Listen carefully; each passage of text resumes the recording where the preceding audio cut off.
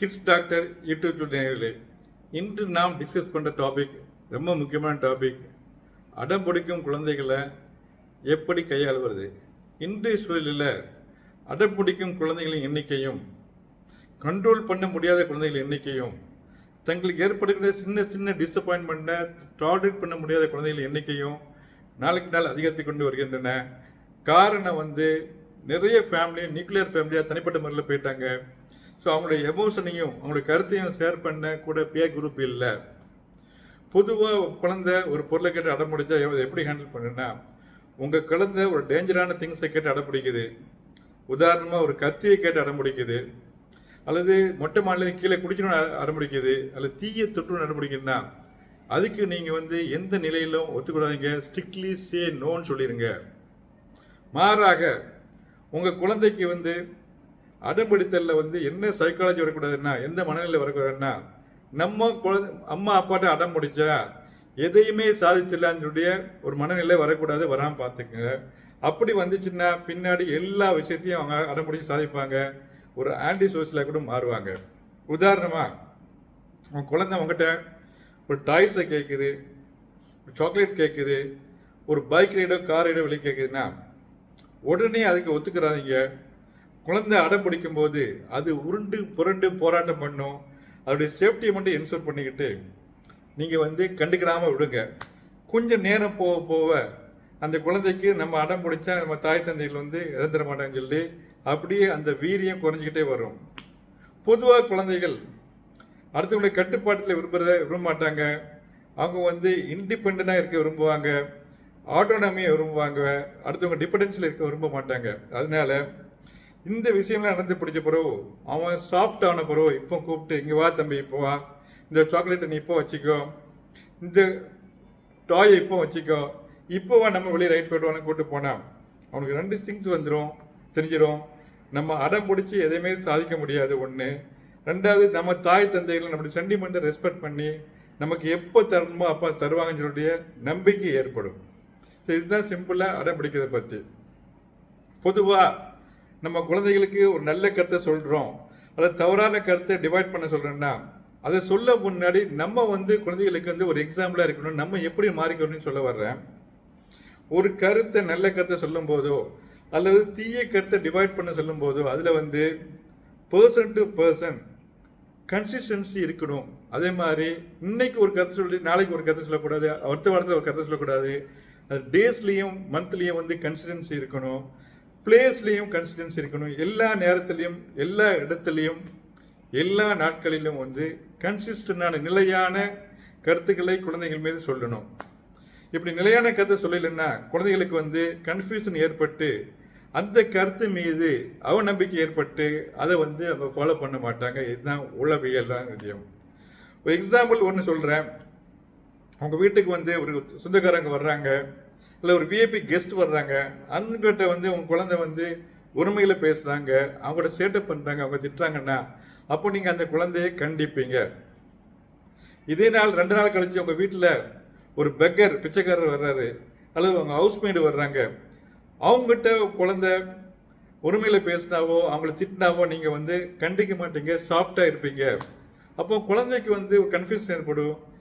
நேற்று நம்ம இதே வேலை தான் அங்கே செஞ்சோம், அப்போ ஒன்றுமே செய்யலை, இவங்ககிட்ட செய்யும்போது அப்போ கண்டிச்சாங்க, இப்போ இவங்ககிட்ட செய்யும்போது அம்மா அப்பா ஒன்றுமே சொல்ல மாட்டுறாங்க அப்படின்னு சொல்லி ஒரு கன்ஃபியூஷன் ஏற்பட்டு நீங்கள் சொன்ன கருத்துக்களில் அவங்களுக்கு அவநம்பிக்கை ஏற்படும்.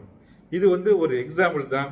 ஸோ நம்ம சொல்கிற கருத்தில் அல்லது அவங்களோட டிவைட் பண்ண சொல்கிறக்கூடிய தீய செயல்களில் நம்ம நேரம் இடம் அண்டு டேட்டில் கன்சிஸ்டன்சி கண்டிப்பாக இருக்கணும், ஆட்களையும் சேர்த்து.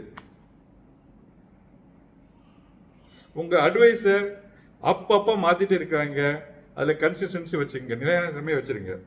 ரெண்டாவது, இந்த கன்சிஸ்டன்சி இந்த நேரத்தில் மட்டும் இருக்கக்கூடாது. 2 பார்ட்னர் அம்மா அப்பா இருந்ததுன்னா அந்த 2 பேர்லையுமே அந்த கன்சிஸ்டன்சி இருக்கணும். உதாரணமாக அம்மா அப்பா கூட ஒரு மனஸ்தாபம் இருக்கும்போது குழந்தைகிட்ட ஒரு கருத்தை சொல்லும்போது, தாய் சொல்லும்போது அப்போ என்ன செய்வாங்கன்னா, அந்த தாய் மேல உள்ள கோபத்தில் தந்தை அந்த கருத்தை எதிர்பாராத குழந்தைகிட்ட சொல்கிறது. உதாரணமாக தாய் குழந்தைக்கு சோறு கொடுக்குறாங்க, இனிப்பு கொடுக்குறாங்கன்னா தந்தை கொடுக்காதம்மா குழந்தைக்கு போதும் அப்படின்னு சொல்லி தாய் மேலே உள்ள வெறுப்பை குழந்தை மூலமாக காட்டுறது. இது குழந்தைக்கு ஒரு கன்ஃபியூஷனை ஏற்படுத்தும். இதில் முக்கியமாக கூட பாட்டி தாத்தா இருந்ததுன்னா, பொதுவாக பாட்டி தாத்தா வந்து குழந்தைக்கு சாஃப்டாக இருக்கட்டு அவங்க அன்பாக வைப்பாங்க. அப்பாவும் அம்மாவும் ஸ்ட்ரிக்டாக இருக்கும்போது இந்த பாட்டி முக்கியமாக தலையை விட்டு அந்த ஸ்ட்ரிக்ட்னஸை போகிறதுக்கு, ராஜா நீ விட்டுருடா, நீ உன் இஷ்டம் சொல்லுவாங்க. இப்போ வந்து இதை வந்து இந்த குழந்தைகள் வந்து சைக்காலஜிக்கலாக எக்ஸ்ப்ளாய்ட் பண்ண ஆரம்பிப்பாங்க. யார் சாஃப்ட் கார்னரோ அவங்கள வச்சு அவங்க தப்ப ஆரம்பிப்பாங்க. ஸோ நீங்கள் அம்மா அப்பா இருந்தாலோ அல்லது பாட்டி தந்தை இருந்தாலோ உட்கார்ந்து பேசி குழந்தைகள் விஷயத்தில் ஒரு கருத்தை சொல்கிறது இருந்தால் அல்லது அவங்களுக்கு கெட்ட காரியங்களை அவாய்ட் பண்ண சொல்கிறதுனா ஒரே வேவலத்தை முடிவு பண்ணி அப்புறம் அதை இம்ப்ளிமெண்ட் பண்ணுங்க. ஆளுக்கு ஒரு கருத்தை சொல்லாதீங்க. மூன்றாவதா, இந்த குழந்தைகள் இது மாதிரி நடக்கும்போது யார் தப்பான கருத்தை சொல்கிறாங்களோ, யார் அவங்களுக்கு பிடிச்ச கருத்தை சொல்கிறாங்களோ, யார் ஈஸியான கருத்தை சொல்கிறாங்களோ அவங்களோட சப்போர்ட்டை கெடுப்பாங்க. அவங்க சப்போர்ட்டை வந்து பெறுது விரும்புவாங்க. அந்த கருத்து தவறாக இருந்தாலும் அதை பற்றி கவலைப்பட மாட்டாங்க. நாலாவதாக, பேரண்ட்ஸோட வேவ்லென்ஸு அவங்களுக்கு அறிவுரையிலையும் தவறை டிவைட் பண்ண சொல்கிறதுலையும் வந்து ஒரே மாதிரி இருக்கிறது நல்லது. ஒரு கருத்தை குழந்தைகள்கிட்ட சொல்லும்போது அதுக்கு நம்ம வந்து அந்த கருத்துக்கு நம்ம எக்ஸாம்பிளாக இருக்கணும். குழந்தைகிட்ட ஒரு கருத்தை சொல்லிட்டு அதுக்கு நேர்மாறான கருத்தை நம்ம செய்யக்கூடாது. உதாரணமாக குழந்தைகிட்ட சொல்லுவோம், நீங்கள் எப்பவுமே உண்மைதான் பேசணும், பொய் பேசணும்னு சொல்லிக் கொடுப்போம். ஆனால் வந்து ஒரு ஃபோன் வரும்போது குழந்தை சொல்லி ஃபோன் எடுத்து அப்பா இல்லைன்னு சொல்லுவாங்க. நீங்கள் இருக்கும்போதே இல்லைன்னு சொல்லுவீங்க குழந்தைகிட்ட. கொஞ்சம் முன்னாடி பொய் சொல்லக்கூடாதுன்னு சொல்லுவீங்க. அடுத்த ஃபியூ நிமிஷத்துலேயே வந்து ஃபோன் எடுத்து அப்பா இல்லைன்னு பொய் சொல்லுவீங்க. இதே மாதிரி நம்ம குழந்தைக்கு என்ன செய்யக்கூடாதுன்னு சொல்கிறோமோ அது நம்மளும் செய்யக்கூடாது. குழந்தைய வந்து செல்ஃபோன் பார்க்கணும்னு சொல்கிறோம், ஸ்க்ரீன் டைம் பார்க்கணும்னு சொல்கிறோம்னா நம்மளும் அதை ஃபாலோ பண்ணணும். அல்லது அது குறைச்சிக்காக சொல்லணும். அட்லீஸ்ட் குழந்தைகிட்ட நாலேஜ் இல்லாமையாச்சும் அதை பார்க்கணும். மூணாவதா, இந்த சாக்லேட் இனிப்பு எடுத்துக்கிற விஷயத்துலையும் குழந்தைகளை வந்து இனிப்பு எடுத்துக்காதீங்க, உங்கள் பல்லுக்கு நல்லது இல்லை உடலுக்கு நல்லதுன்னு சொல்லிட்டு நம்மளும் இனிப்பு எடுத்துக்க சொல்லக்கூடாது. நம்ம வந்து அவங்களுக்கு வந்து ஒரு எக்ஸாம்பிளாக ட்ரெண்டாக செட் பண்ணி போயிட்டே இருக்கணும். சரி, இப்போ நம்ம எப்படி சொல்றது, குழந்தைகள்கிட்ட வந்து நம்ம எப்படி நடந்துக்கணும், அவங்க வந்து அடம் பிடிக்காமல் இருக்கிறதுக்கு, அவங்க நம்ம கண்ட்ரோலில் இருக்கிறதுக்கு, நம்ம சொல்ல கேட்கறதுக்கு முதல்ல குழந்தைகள் மீது நம்ம வந்து அன்பு, பாசம், பரிவு, கைண்டு, அஃபெக்ட்னஸ், கேர் கொடுக்கணும். இதெல்லாம் கொடுத்தா தான் குழந்தைகளுக்கு நம்ம மேலே ஒரு நம்பிக்கை வரும்.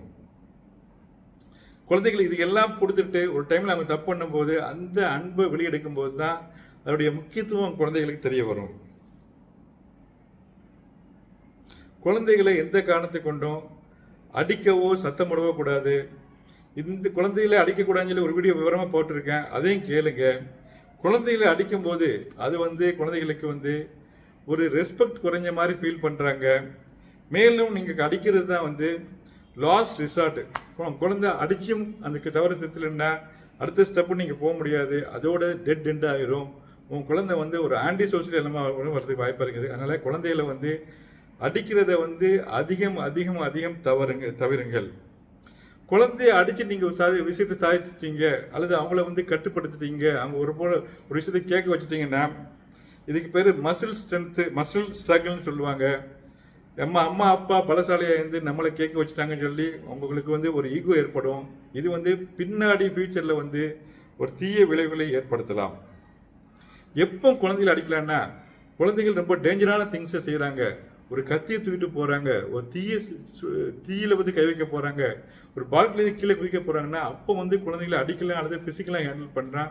அந்த ஒரு சுச்சுவேஷனில் மட்டும்தான் குழந்தைகள் அடிக்கணும். அப்புறமும் குழந்தைகளை வந்து பின்னாடி சாரி கேட்டு நீங்கள் இப்படி செய்யக்கூடாதுமா, உயிருக்கு ஆபத்து அல்லது அவன் மூலம் வேற உயிருக்கு ஆபத்து இருந்தாலும் நம்ம வந்து அதே மாதிரி அப்போ மட்டும் அடிக்கலாம். அது தவிர எந்த காரணத்துக்கும் குழந்தை அடிக்கக்கூடாது. அடிக்கிறது வந்து ஒரு ரெஸ்பெக்டான விஷயம் கிடையாது. நீங்கள் குழந்தைய அடித்து சாதிச்சிருன்னா, குழந்தை நீங்கள் அடித்து உங்கள் சொல்ல கேட்டுனா குழந்தைக்கு வந்து ஒரு ராங் மெசேஜ் அவங்க மைண்டில் செட் ஆகுது. எப்படின்னா, நம்ம அடிச்சுன்னா நம்ம பலசாலையாக இருந்தேன்னா அடிச்சுன்னா இந்த உலகத்தில் சபையாகலாம் அடுத்த கட்டுப்படுத்தலாம்னு சொல்லும்போது பிற்காலத்தில் அவங்க வந்து அடித்தடியில் இறங்குறது, தாதாத்தனத்துக்கு போகிறது, ரவுடித்தனத்துக்கு போகிறது அப்படி போயிடுவாங்க. அதனால குழந்தைகளை வந்து அதிகம் அடிக்கிறத தவிருங்கள்.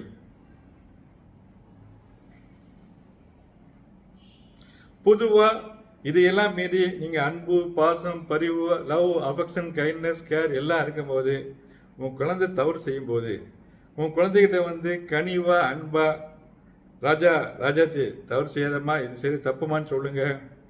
அப்பவும் கேட்கலண்டா அடுத்ததா கொஞ்சம் ஃபேமாக சத்தப்பட்டு இல்லை, கொஞ்சம் ஃபேமாக மிருதுவா கண்ணா தப்பு செய்யாதடா அப்படின்னு சொல்லுங்க. இதையும் மீறி குழந்தை தப்பு செய்யும்போது அப்பமா அடிக்காதீங்க, சத்தம் போடாதீங்க. அதை கண்டுக்கிறாம நீங்க இருங்க. நீங்க கண்டுக்கிறாம இருக்கும்போது உங்க குழந்தை உங்களை தப்பு செஞ்சுட்டு பார்க்கும். உங்க முகத்தை வேற பக்கம் திரும்பிக்கிறீங்க.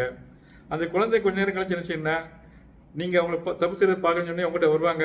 அம்மா அப்பா நீங்க என்னையா பார்க்கலன்னு சொல்லும்போது, தம்பி நான் உங்களுக்கு சொன்னேன், நீ செய்யற விஷயம் எனக்கு பிடிக்கலன்னு சொன்னேன், அதே மாதிரி செய்றீங்க, நீங்க பிடிக்கலன்னு சொல்லுங்க.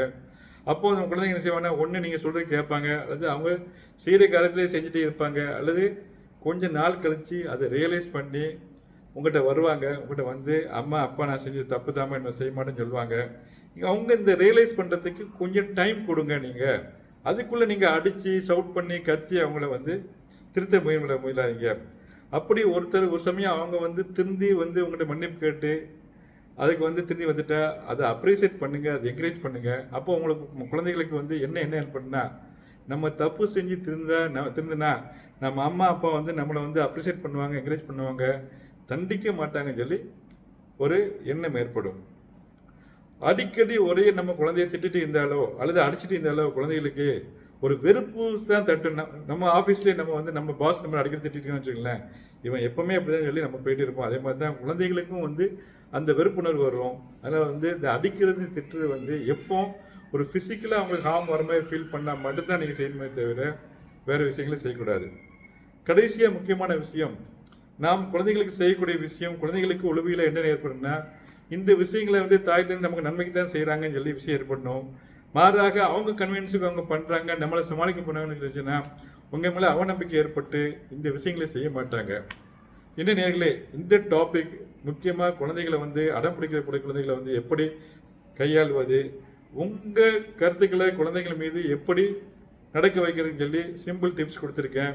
இது உங்களுக்கு பிடிச்சிருக்குன்னு நினைக்கிறேன். இது மிக முக்கியமான டாபிக். இதை பிடிச்சிருந்தா Kids Talk YouTube channel like பண்ணுங்கள், அதில் உள்ள பெல் பட்டனை கிளிக் பண்ணுங்கள், இது மற்ற அனைவருக்கும் ஃபார்வர்ட் பண்ணுங்கள். இதில் ஏதாவது சந்தேகம் எனக்கு கேளுங்க. குழந்தைகளை ஏன் அடிக்கக்கூடாதுன்னு சொல்லி தனி டாபிக் போட்டிருக்கேன், அந்த நீங்களும் கமெண்ட்டில் தர அதையும் கேளுங்க. நன்றி.